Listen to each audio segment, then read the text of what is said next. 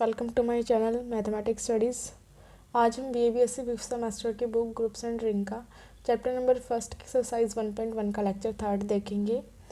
तो देखो हमारा वही हमने थ्योरम्स करी थी कुछ लेक्चर फर्स्ट में, देन लेक्चर सेकंड में एक थ्योरम करी थी और क्वेश्चन किए थे। आज हमारा लेक्चर नंबर थर्ड है और इसमें हम जो एग्जाम्पल्स हैं हमारे फोर्थ फिफ्थ एंड सिक्स्थ वो हम करेंगे। जो हमारे एग्जाम्पल हैं आज के बहुत ही इंपॉर्टेंट एग्जाम्पल है सारे के सारे। जब आपका 4 मार्क्स का क्वेश्चन आता है BSc वालों का और BA वालों का, जो हमारा जो मेन क्वेश्चंस होते हैं उनके अंदर आपका ये आएगा। ओके, और ये फोर्थ और फिफ्थ एग्जाम्पल तो आपका मोस्ट इम्पोर्टेंट है। ओके, तो देखो हम करते हैं स्टार्ट कि prove that if G dot is an abelian group. हमें प्रूव करना है अगर G डॉट मेरा एक एबिलियन ग्रुप है, then for all AB belong to G, तो जो सारे के सारे इंटीजर्स होंगे ना n, वो हमारे इस तरीके से होंगे कि A डॉट B की power n equal to A की पावर n इंटू B की पावर n। मतलब हमें प्रूव करना है अगर मेरा ये एबिलियन ग्रुप है और जो मेरा A भी है वो G के अंदर बिलोंग कर रहा है, तो सारे के सारे इंटीजर्स के लिए जो ये वैल्यू है ना वो ट्रू हो जाएगी।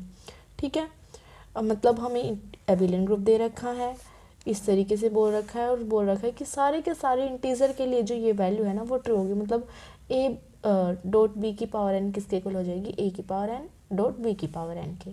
ठीक है, अब हमारे इस क्वेश्चन के अंदर देखो 3 केस अराइज होते हैं सबसे पहले तो, क्योंकि जो इंटीजर्स हैं वो हमारे क्या होते हैं, सारे के सारे पॉजिटिव्स, उनके नेगेटिव्स और ज़ीरो।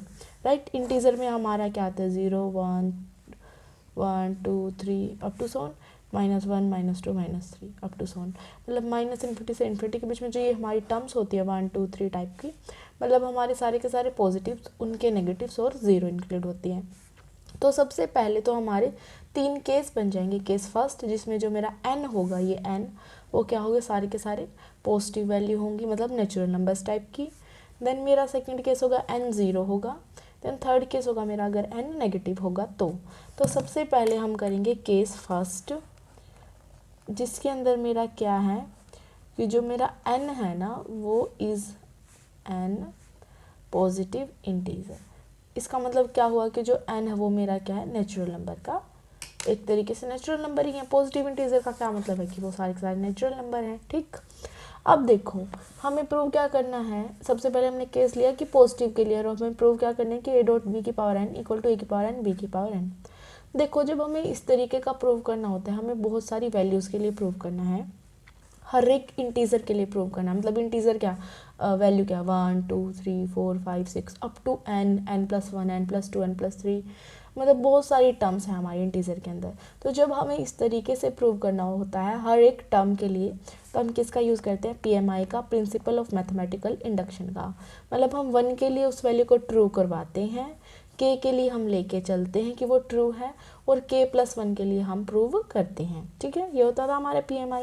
ठीक है, तो उसी तरीके से हम लेंगे अगर मेरा n की वैल्यू 1 है, ठीक है, इसके अंदर n की वैल्यू 1 पुट करो, AB की पावर 1 इक्वल टू A की पावर 1 और B की पावर 1। ये तो हमारे दिख रहा है कि AB हो गया, ये दोनों हमारे क्या हो गए, इक्वल हो गए, विच इज़ ट्रू। तो लिख देना कि जो हमारा ये रिजल्ट है वो ट्रू हो गया, तो n इक्वल टू 1 के लिए जो हमारा रिजल्ट है वो क्या है, ट्रू है। अब हमें क्या अज्यूम करना होता है कि हमारा k के लिए जो रिजल्ट है वो ट्रू है। ठीक है, let us assume the result is true for n equal to k। ठीक है, n इक्वल टू k के लिए जो हमारा रिजल्ट है वो क्या है, ट्रू है। तो वो हम क्या करते हैं, एज्यूम करके चलते हैं AB की power k equal to A की k B की k। और हमें प्रूव क्या करना होता है कि n इक्वल टू K+1 के लिए हमारा जो रिजल्ट है वो ट्रू है। Now we shall prove that the result is true for n equal to K+1। ठीक है, क्या है कि 1 के लिए हमने प्रूव कर दिया कि ट्रू है, k के लिए हम सपोज करके चलते हैं K+1 के लिए हमें प्रूव करना है। ठीक है, K+1 के लिए प्रूव करना है तो A डॉट B की पावर K+1 है, और हमारे ये इसके इक्वल आ जाए A की पावर K+1 और B की पावर K+1, तो हमारा जो रिजल्ट है वो क्या हो जाएगा, प्रूव हो जाएगा। तो देखो ये हमारे इस तरीके से है। ठीक है, A डॉट B की पावर K+1, ये हमारा क्या बोल रखा है, ग्रुप बोल रखा है, और इसके लेक्चर 1 में ही मैंने आपको समझाया था। अगर मेरा इस तरीके से दे रखा, मान लो कोई A स्क्वायर, इसका मतलब होगा मेरा ए डॉट ए, ठीक है। यहाँ पे जो मेरा ऑपरेशन हो प्लस का, माइनस का, मल्टीप्लिकेशन का, कुछ भी हो सकता है। सिमिलर अगर मेरा ये इस तरीके से ए बी की पावर के प्लस वन, ठीक है, तो हम इसको इस तरीके से लिख सकते हैं कि ए बी की पावर के और ए बी, ठीक है। मैंने इसको इस तरीके से ओपन कर लिया। अब देखो ए डॉट बी की पावर के तो मैंने सपोज कर रखा है किसके इक्वल है, ए की पावर के और बी की पावर के, ए बी, ठीक है, ये मेरा इसके इक्वल है। ओके, देन हमारा जो ये ग्रुप है वो जो हमारे जी है वो क्या बोल रखा है, ग्रुप है। अगर वो ग्रुप है तो अकॉर्डिंग टू एसोसिएटिव प्रॉपर्टी हम ब्रैकेट्स को चेंज कर सकते हैं। हमारा क्या हो सकता है, ए बी के ए बी, मतलब मैंने इन दोनों को इकट्ठा लिख दिया ब्रैकेट के अंदर, ठीक है। हम इस तरीके से लिख सकते हैं इनको, तो मैंने इसको इस तरीके से लिख दिया। ओके, बोल देखो इन्होंने क्या बोल रखा है कि जी है ना मेरा एक एबिलियन ग्रुप है, तब मुझे ये प्रॉपर्टी को सेटिस्फाई करवाना। अगर मेरा एबिलियन ग्रुप है, ये तो मैंने क्या लिखा, एसोसिएटिव प्रॉपर्टी से। एबिलियन ग्रुप का मतलब क्या होता है कि कॉम्यूटेटिव प्रॉपर्टी भी सेटिस्फाई होगी। मतलब इसको हम आगे पीछे लिख के करके लिख सकते हैं, मतलब इस तरीके से ए बी के बी। दोबारा से हम एसोसिएटिव प्रॉपर्टी का यूज़ करके इन दोनों को ब्रैकेट में इकट्ठा लिख सकते हैं और इन दोनों को इकट्ठा लिख सकते हैं। ये हमारा क्या होगा, ए के प्लस वन और मेरा ये क्या होगा, बी के प्लस वन। तो ये लेके चले थे, हमारे ये इक्वल होगा और यही तो हमें क्या करना था, प्रूव करना था। तो जो हमारा केस नंबर फर्स्ट है, जहाँ पे जो मेरी एन है एक पॉजिटिव इंटीजर है, वो हमारा क्या हो जाता है, प्रूव। वन के लिए हम लिख के चले, रिजल्ट ट्रू आया। के लिए हम सपोज करते हैं, के प्लस वन के लिए हम प्रूव करते हैं, के प्लस वन लिया, इसको हम इस तरीके से लिख सकते हैं। देन ये हमने जो लिया था वो हो गया, इनको हमने इकट्ठा किया, कम्यूटेटिव प्रॉपर्टी के अकॉर्डिंग हम आगे पीछे लिख सकते हैं। इनको हमने इकट्ठा किया, इनको हमने इकट्ठा किया, ये ए के प्लस वन हो गया, ये बी के प्लस वन हो गया, और यही हमें क्या करना था, प्रूव करना था। अब हम करेंगे हमारा केस नंबर 2। देखो केस नंबर 2 क्या है मेरा, कि अगर मेरा जो n है ना वो क्या हो जाए, 0 हो जाए। जैसे मैंने n पहले क्या लिया है, एक पॉजिटिव इंटीजर लिया, अभी मैं क्या ले रही हूँ, 0 ले रही हूँ। अगर मेरा n 0 हो जाए तो मुझे क्या करना है, ए बी की पावर 0, ठीक है, इस तरीके से। ये हमें पता है किसी की भी पावर 0 है यहाँ पे ऑपरेशन के ऊपर, तो वो किसके इक्वल हो जाता है, हमारा आइडेंटिटी के इक्वल। आइडेंटिटी इंटू आइडेंटिटी भी हमारा क्या ही होता है, आइडेंटिटी। इसकी जगह हम क्या लिख सकते हैं, की पावर 0, क्योंकि किसी की पावर 0 यहाँ पे आइडेंटिटी होता है, और इसकी जगह हम लिख सकते हैं बी की पावर 0, वो भी आइडेंटिटी होता है। तो ये हमारे इसके इक्वल आ गया। तो जो हमारा रिजल्ट है वो क्या हो गया, ट्रू हो गया और प्रूफ हो गया, ठीक है। कुछ नहीं है इसमें, तो बिल्कुल एन अगर मेरा 0 तो ये 0 हो गया, आइडेंटिटी के इक्वल आ गया। आइडेंटिटी को मैं इस तरीके से लिख सकती हूँ, देन इन एलिमेंट्स को ये लिख सकती हूँ। सिंपल है कि हमें किसी भी तरीके से यहाँ पे इसको ये लेके आना है, ठीक है। तो मेरा जो केस सेकंड है वो भी क्या हो जाता है, प्रूफ। अब होता है मेरा केस नंबर 3। उसमें मेरा क्या है कि जो मैंने ये एन लिए हैं ना वो क्या है, मेरे नेगेटिव इंटीजर्स। फर्स्ट में पॉजिटिव 0, अब हम क्या लेंगे, एन अगर मेरा negative integer, if N is an negative integer, तो मेरा क्या होगा, एन अगर नेगेटिव इंटीजर है तो मैंने एन को मान लिया माइनस ऑफ एम, जहाँ पे जो मेरी एम वैल्यू है ना वो ज़रूर पॉजिटिव है, क्योंकि अगर मान लो मेरा एम ही कुछ नेगेटिव हो गया तो नेगेटिव नेगेटिव तो पॉजिटिव नहीं हो जाएगा। लेकिन हमें तो एन क्या लेना है, एक नेगेटिव इंटीजर लेना है। अगर मुझे एन एक नेगेटिव इंटीजर लेना है तो मैंने इस तरीके से ले लिया कि जो एन है ना मेरा माइनस ऑफ एम है, और एम वैल्यू ऑलवेज पॉजिटिव रहेगी, तभी ये टर्म नेगेटिव बनेगी, ठीक है। तो मैंने इस तरीके से ले लिया। अब मुझे क्या लेना है, इसकी पावर एन लेनी है, मतलब ए बी की पावर एन, ठीक। तो हमने ये ले लिया ए बी की पावर एन, एन की वैल्यू पुट कर दें यहाँ पे, ए बी की पावर माइनस ऑफ एम, इस तरीके से लिख दिया। इसको मैं इस तरीके से लिख सकती हूँ, एम और उसकी होल पावर -1, ठीक है। अब देखो फर्स्ट रिजल्ट में मैंने पॉजिटिव टर्म के लिए तो प्रूव कर दिया कि अगर मेरी पॉजिटिव टर्म है ना इस तरीके की, तो जो मेरा ये रिजल्ट है ना वो ट्रू है। और एम मेरी क्या है, पॉजिटिव टर्म है, तो इसको मैं इस तरीके से लिख सकती हूँ, ए की पावर एम बी की पावर एम और उसका होल इनवर्स, ठीक है। मैंने इसको इस तरीके से लिख दिया। अब अकॉर्डिंग टू हमारी एक थ्योरम होती है, अगर इसका होल का इन्वर्स है ना तो इन्वर्स हम इस तरीके से ओपन करते हैं, लास्ट का इन्वर्स देन इसका इन्वर्स। ये मैंने जो थ्योरम है ना आपकी इसी एक्सरसाइज के लेक्चर्स में पहले बता रखे हैं कि बी एम का इन्वर्स और ए एम का इन्वर्स, इस तरीके से हो जाएगा हमारा, ठीक। इसको हम लिख सकते हैं, यहाँ पे लिख रही हूँ मैं, इसको हम लिख सकते हैं इस तरीके से, बी की पावर माइनस ऑफ एम, इसको लिख सकते हैं ए की power minus of M. Minus of M मेरा क्या था, यहाँ पे एन था, तो ए की पावर बी की पावर हमारा क्या हो गया, यहाँ पे यहाँ ए था हमारा, सॉरी नहीं, ठीक है, बी की पावर माइनस ऑफ एम, ए की पावर माइनस ऑफ एम, इस तरीके से आ गया। ये हमारे ये हो गया। अब देखो ये हमारा क्या है यहाँ पे कि जो मेरा ग्रुप है ना इन्होंने क्या बोल रखा है कि जो मेरा ग्रुप है वो एबिलियन ग्रुप है। एबिलियन ग्रुप है तो इसको मैं आगे पीछे करके लिख सकती हूँ। तो मैं इसको इस तरीके से लिख रही हूँ, a की पावर m और b की पावर -m। ये हमारा n था, ये भी हमारा n था, तो a की पावर n और b की पावर n आ गया। तो ये टर्म मेरी इसके इक्वल आ गई। तो हमें यही तो प्रूव करना था। जो ये क्वेश्चन था मोस्ट इम्पोर्टेंट था और इतना मुश्किल भी नहीं है, सिर्फ सिंपल PMI लगाना है। और फर्स्ट केस होते ही तो सेकंड केस तो कुछ भी नहीं है, और थर्ड केस में इसी का यूज़ करना है कि हमने इस तरीके का एलिमेंट ले लिया, देन वही हमने रूल अप्लाई किया है। उसके बाद इन्वर्स को इस तरीके से ओपन करते हैं, इसकी अगर अंदर करोगे प्रोडक्ट तो हमारे ये आ जाएगा। देन क्योंकि एक एबिलियन ग्रुप है तो आगे पीछे लिख सकते हैं। एबिलियन ग्रुप का मैंने यूज़ ही क्यों किया, क्योंकि मुझे इस तरीके से प्रूव करना है कि a डॉट बी की power n equal to a की पावर n इंटू बी की पावर n, वरना यहाँ पे मेरा कुछ b आगे आ रहा था और a पीछे। इस वजह से फिर मैंने देखा कि हाँ ये तो एक एबिलियन ग्रुप है, और एबिलियन ग्रुप है तो आगे पीछे हो सकते हैं, तो मैंने कर दिया और फिर मेरा प्रूफ हो गया। ठीक है, तो ये तीनों केस थे आपके। अब हम करते हैं नेक्स्ट एग्जाम्पल। देखिए नेक्स्ट एग्जाम्पल क्या कहता है हमारा कि अगर ये मोस्ट इम्पोर्टेंट एग्जाम्पल है, ये आपके बुक में इतनी बार नहीं दे रखा कि आया हुआ है, लेकिन ये अलग अलग मतलब थोड़ा सा जो आपकी एक्सरसाइज का क्वेश्चन है ना इससे रिलेट करता हुआ, वो भी ज़रूर कर लेना। मतलब यहाँ पे 3 एलिमेंट्स हो सकते हैं, 2 एलिमेंट्स हो सकते हैं, और ये हमारा 4 एलिमेंट के लिए। वैसे मोस्ट इम्पोर्टेंट वाला आपका यही है, पेपर में आता ही है ये, तो बिल्कुल मोस्ट इम्पोर्टेंट क्वेश्चन है, ये छोड़ना नहीं है, बिल्कुल भी नहीं छोड़ना है, मोस्ट इम्पोर्टेंट है ये। ओके, तो देखो कहता क्या है ये हमारा क्वेश्चन कि अगर मेरा एक ग्रुप है G डॉट, उसके पास 4 एलिमेंट हैं, तो शो करना है वो पक्का हमारा एबिलियन होगा। अगर मेरा ग्रुप है उसके पास 4 एलिमेंट्स हैं, तो मुझे क्या प्रूव करना है कि वो मेरा पक्का it must be abelian. If a group has 4 element then show that it must be abelian. ठीक, तो अब सबसे पहले तो हम एक ग्रुप ले लेंगे जिसके पास 4 एलिमेंट हैं, और चारों के चारों एलिमेंट हम क्या लेंगे, अलग अलग लेंगे। ठीक है, अब एक ग्रुप है, अगर एक वो ग्रुप है ना तो उसके अंदर पक्का एक आइडेंटिटी तो एग्जिस्ट करेगी ही। ठीक है, हमें 4 एलिमेंट लेने हैं, तो एक सबसे पहला एलिमेंट तो मैंने क्या ले लिया, आइडेंटिटी, क्योंकि ग्रुप के अंदर आइडेंटिटी एग्जिस्ट करती ही है। ठीक, तो आइडेंटिटी हो गया। अब बच्चे मेरे 3 एलिमेंट, एक एलिमेंट मैंने मान लिया ए, एक बी और एक सी, तो अब कितने हो गए मेरे, 4 एलिमेंट हो गए। एक ग्रुप है जिसके अंदर 4 एलिमेंट हैं और चारों के चारों क्या हैं, distinct. Let G be a group has 4 distinct मतलब अलग अलग, सारे के सारे अलग अलग एलिमेंट हैं। ठीक है, अब देखो हमारा जो आइडेंटिटी का इन्वर्स होता है, हमें पता है आइडेंटिटी की पावर 2 कर लो, 1 कर लो, -1 कर लो, उसका इन्वर्स कर लो, मतलब आइडेंटिटी का इन्वर्स तो ऑलवेज आइडेंटिटी के इक्वल ही होता है, राइट।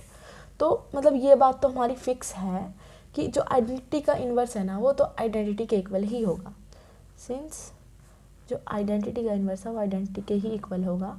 ठीक है, ऑल्सो हमारे पास एक बात होगी कि अगर 4 एलिमेंट का एक ग्रुप है ना और आइडेंटिटी का इन्वर्स आइडेंटिटी के इक्वल है, ये बात तो हो गई फिक्स।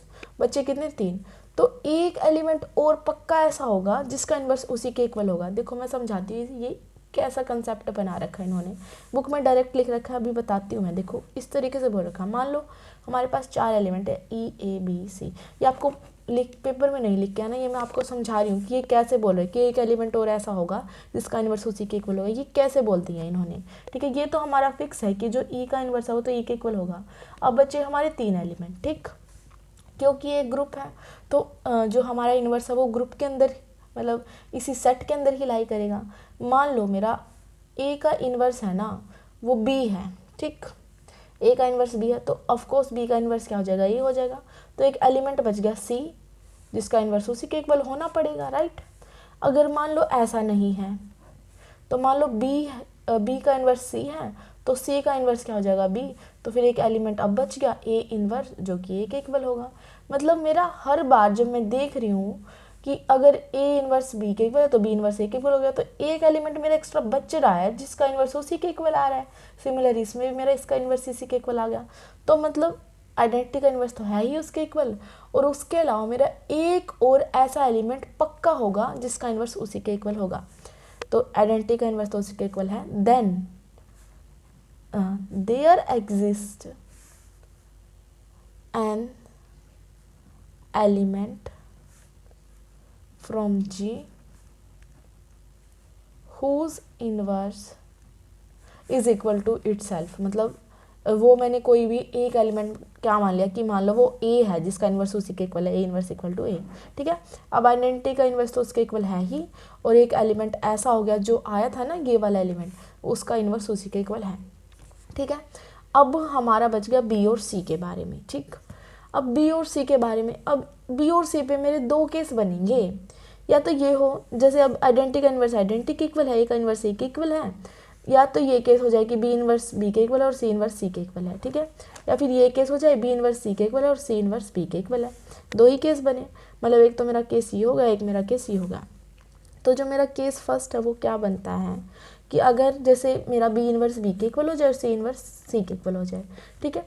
ये मैंने आपको लास्ट लेक्चर में एग्जाम्पल फर्स्ट में बताया था कि अगर हमारे ग्रुप के हर एक एलिमेंट का इन्वर्स उसी के इक्वल हो जाता है तो ऑटोमेटिकली जो हमारा ग्रुप है ना वो क्या हो जाता है, एबिलियन प्रूफ हो जाता है, ठीक है। अब देखो यहाँ पे सिंस ये तो हमारा है ही कि ई का इन्वर्स ई के इक्वल है, मतलब आइडेंटिटी का इन्वर्स आइडेंटिटी के इक्वल है, ए का इन्वर्स ए के इक्वल है, बी का इन्वर्स बी के इक्वल है और सी का इन्वर्स सी के इक्वल है। तो जो हमारा हर एक एलिमेंट है ना ग्रुप का वो उसके इन्वर्स के इक्वल है, सो जो हमारा जी है ना वो एक एबिलियन ग्रुप हो जाता है। ये हमारा रूल है, ठीक है। ये हमने फर्स्ट एग्जांपल में भी प्रूफ भी कर दिया था कि ये इस तरीके से होता है। ये तो हो गया हमारा केस 1, सीधा प्रूफ हो गया। अब केस 2 क्या है मेरा, सेकंड क्या कहता है कि अगर मेरा बी इन्वर्स सी के इक्वल हो जाए और सी इन्वर्स बी के हो जाए तब क्या हो जाएगा। इफ़ बी इन्वर्स तो मेरा क्या है, इक्वल टू सी के, मतलब बी का इन्वर्स तो मेरा सी है और सी का इन्वर्स मेरा बी है। तो अब देखो इसमें तो डायरेक्ट एबिलियन प्रूव हो गया था। अब बी का इन्वर्स सी के इक्वल है, सी का इन्वर्स बी के इक्वल है, तो हमें क्या करना पड़ेगा एबिलियन प्रूव करने के लिए, इनको कम्यूटेटिव प्रूव करना पड़ेगा, ठीक है। अब देखो आइडेंटिटी की तो ए के साथ करो, बी के साथ करो, सी के साथ करो, या फिर उनको आगे पीछे लिख दो, वही एलिमेंट वापस आ जाएगा। मतलब आइडेंटिटी तो कम्यूटेटिव की प्रॉपर्टी को सेटिस्फाई करेगा ही। बचे 3 एलिमेंट ए बी सी, मतलब हमें किसी तरीके से अब ये प्रूव करना पड़ेगा ए बी बी ए के इक्वल हो जाए, राइट, बी सी सी ए के इक्वल हो जाए, A C C B C C B के इक्वल हो जाए और ए सी सी ए के इक्वल हो जाए। मतलब हमें तीनों पार्ट प्रूव करने पड़ेंगे। जब ये तीनों प्रूव हो जाएंगे ना तो हमारा क्या हो जाएगा कि हर एक जो एलिमेंट है वो कम्यूटेटिव प्रॉपर्टी को सेटिस्फाई कर देगा। ग्रुप इन्होंने बोल रखा है कम्यूटेटिव और हो गया तो हमारा एबिलियन बन जाएगा, राइट। तो हमें अब कुछ ऐसा करना है कि ये ए बी बी ए के इक्वल हो जाए, बी सी सी बी के इक्वल हो जाए, ए सी सी ए के इक्वल हो जाए, ठीक। और हमारा केस चल क्या रहा है कि बी इन्वर्स सी के इक्वल और सी इन्वर्स बी के इक्वल है, ठीक। अब हम सबसे पहले ले रहे हैं B C equal to C B, ये प्रूव करने की कोशिश कर रही हूँ मैं, ठीक है। तो मैंने बी सी उठा लिया, ठीक, यहाँ से। अब देखो यहाँ पे मेरी जो सी की वैल्यू है वो क्या है, बी इन्वर्स है, ठीक है। तो मैंने सी की वैल्यू यहाँ पे पुट कर दी, बी इन्वर्स मेरा क्या हो गया, आइडेंटिटी। और सिमिलर अगर मैं यहाँ से ये ले लूँ, सी बी ले लूँ, ठीक, बी सी ले लिया मैंने। अब मैं क्या ले लूँ, सी बी ले लूँ। अगर मैं सी बी ले लूँ तो यहाँ से मैं बी की वैल्यू पुट कर दूँ, वो क्या है, सी इन्वर्स।